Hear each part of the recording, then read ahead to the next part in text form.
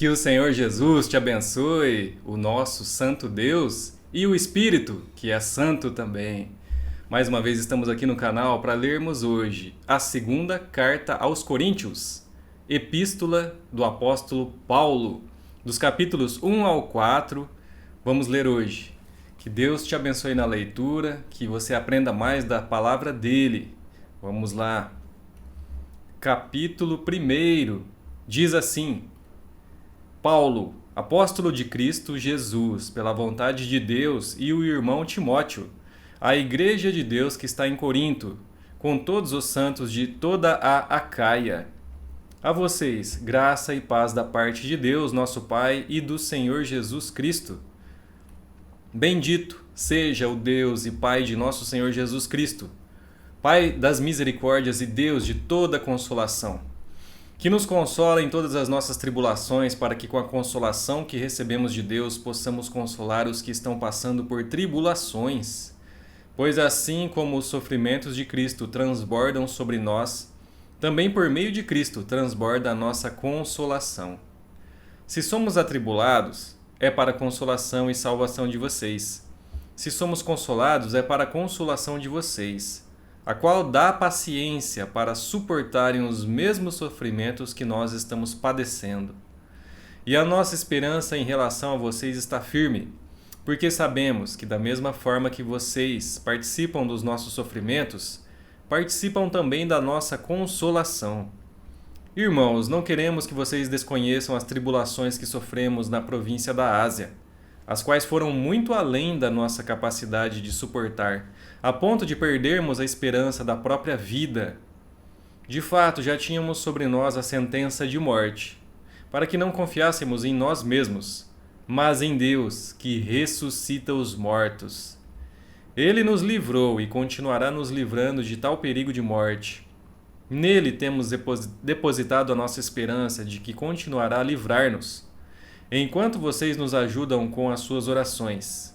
Assim muitos darão graças por nossa causa, pelo favor a nós concedido em resposta às orações de muitos. Este é o nosso orgulho. A nossa consciência dá testemunho de que nos temos conduzido no mundo, especialmente em nosso relacionamento com vocês, com santidade e sinceridade provenientes de Deus, não de acordo com a sabedoria do mundo, mas de acordo com a graça de Deus. Pois nada escrevemos que vocês não sejam capazes de ler ou entender. E espero que, assim como vocês nos entenderam em parte, venham a entender plenamente que podem orgulhar-se de nós, assim como nos orgulharemos de vocês no dia do Senhor Jesus. Confiando nisso, para que vocês fossem duplamente beneficiados, eu planejava primeiro visitá-los em minha ida à Macedônia e voltar a vocês vindo de lá, para que me ajudassem em minha viagem para a Judéia. Quando planejei isso, será que eu fiz levianamente? Ou será que faço meus planos de modo mundano, dizendo ao mesmo tempo sim e não? Todavia, como Deus é fiel, nossa mensagem a vocês não é sim e não.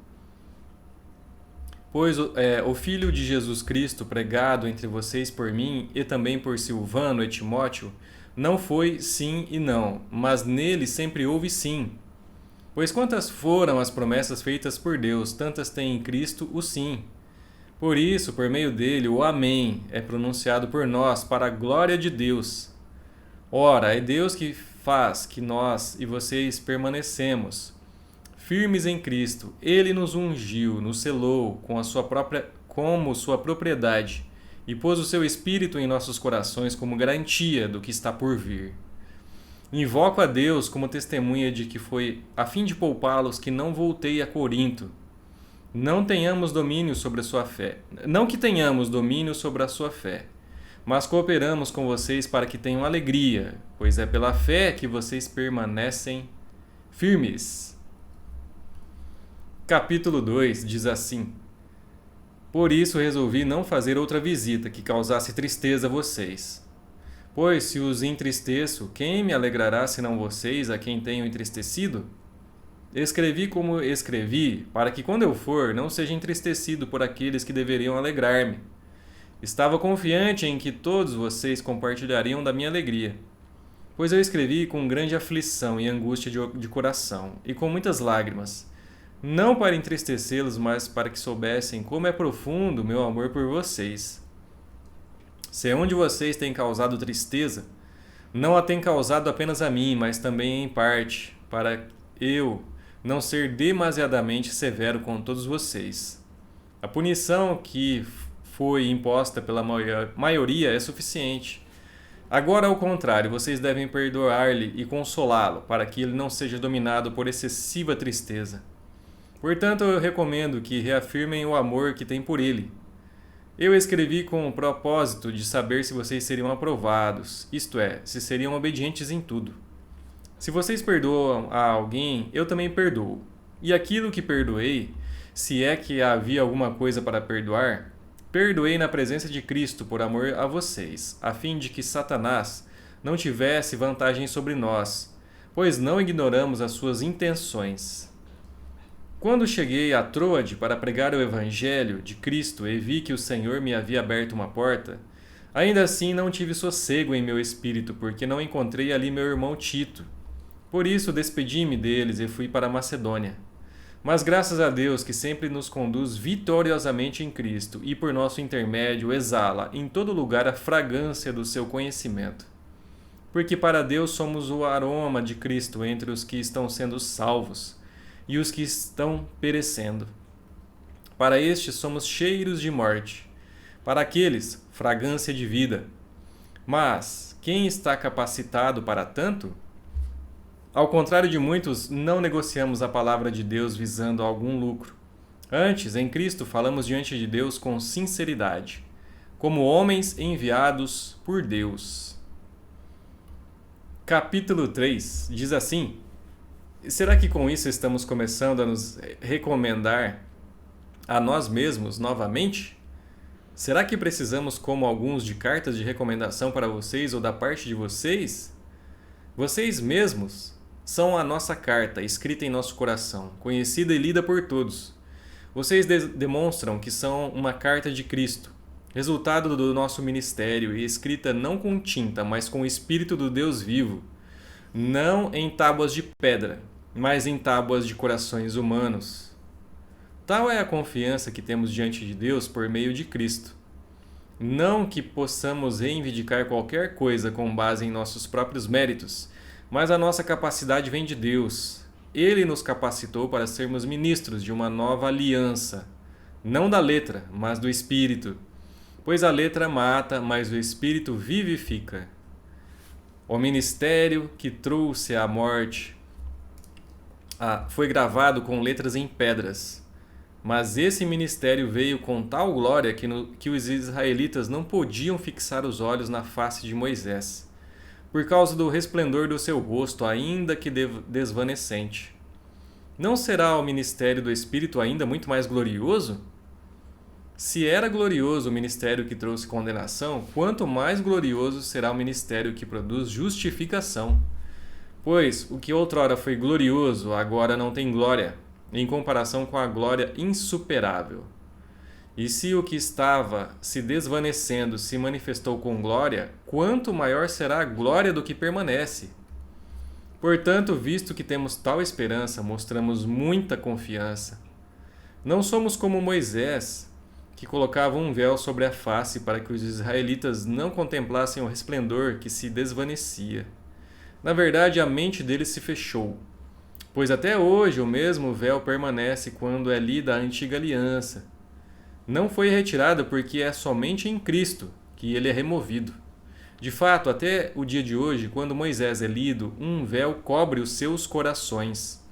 Mas quando alguém se converte ao Senhor, o véu é retirado. Ora, o Senhor é o Espírito, e onde está o Espírito do Senhor, ali há liberdade. E todos nós, que com a face descoberta contemplamos a glória do Senhor, segundo a sua imagem estamos sendo transformados com glória cada vez maior, a qual vem do Senhor, que é o Espírito. Capítulo 4 Tesouros em vasos de barro, diz assim: portanto, visto que temos este ministério pela misericórdia que nos foi dada, não desanimamos. Antes, renunciamos aos procedimentos secretos e vergonhosos. Não usamos de engano nem torcemos a palavra de Deus. Ao contrário, mediante a clara exposição da verdade, recomendamos-nos à consciência de todos diante de Deus. Mas, se o nosso evangelho está encoberto, para os que estão perecendo é que está encoberto. O Deus desta era cegou o entendimento dos descrentes, para que não vejam a luz do evangelho da glória de Cristo, que é a imagem de Deus. Mas não pregamos a nós mesmos, mas a Jesus Cristo, o Senhor, e a nós como escravos de vocês, por causa de Jesus. Pois Deus que disse, das trevas resplandeça a luz. Ele mesmo brilhou em nossos corações para a iluminação do conhecimento da glória de Deus na face de Cristo. Mas temos esse tesouro em vasos de barro, para mostrar que o poder que a tudo excede provém de Deus e não de nós. De todos os lados somos pressionados, mas não desanimamos. Ficamos perplexos, mas não desesperados. Somos perseguidos, mas não abandonados. Abatidos, mas não destruídos. Trazemos sempre em nosso corpo o morrer de Jesus, para que a vida de Jesus também seja revelada em nosso corpo. Pois nós, que estamos vivos, somos sempre entregues à morte por amor a Jesus, para que a sua vida também se manifeste em nosso corpo mortal. De modo que em nós atua a morte, mas em vocês a vida. Está escrito: Cri, por isso falei. Com esse mesmo espírito de fé, nós também cremos e por isso falamos. Porque sabemos que aquele que ressuscitou o Senhor Jesus dentre os mortos, também nos ressuscitará com Jesus e nos apresentará com vocês. Tudo isso é para o bem de vocês, para que a graça que está alcançando um número cada vez maior de pessoas, faça que transbordem as ações de graças para a glória de Deus. Por isso não desanimamos. Embora exteriormente estejamos a desgastar-nos, interiormente estamos sendo renovados dia após dia, pois os nossos sofrimentos leves e momentâneos estão produzindo para nós uma glória eterna, que pesa mais do que todos eles. Assim fixamos os olhos não naquilo que se vê, mas no que não se vê, pois o que se vê é transitório, mas o que não se vê é eterno. Terminamos os capítulos de hoje. Mais uma vez, eu espero que você tenha aproveitado a leitura. E já fica o convite para amanhã estarmos de volta e lermos os próximos 4 capítulos dessa segunda carta aos Coríntios. Obrigado, Deus te abençoe e até lá.